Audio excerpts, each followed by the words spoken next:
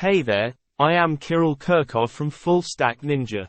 Today, we're going to talk about one of the most versatile data structures in Python, lists.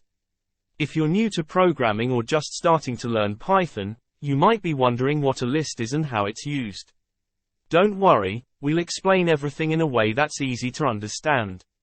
In Python, a list is a collection of elements of different data types.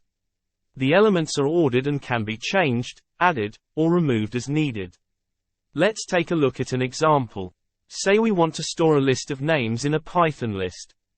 We can create a list using square brackets, and separate the elements with commas.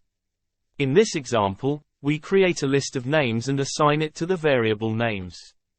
The list contains 4 elements, each of which is a string. We can access the elements of the list using their index, just like with arrays.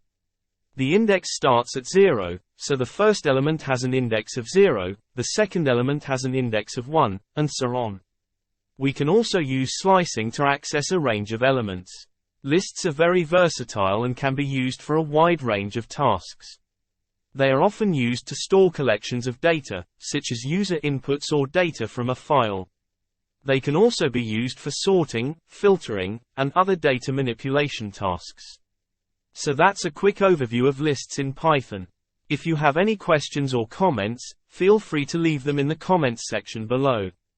And don't forget to subscribe to our channel for more Python tutorials and videos.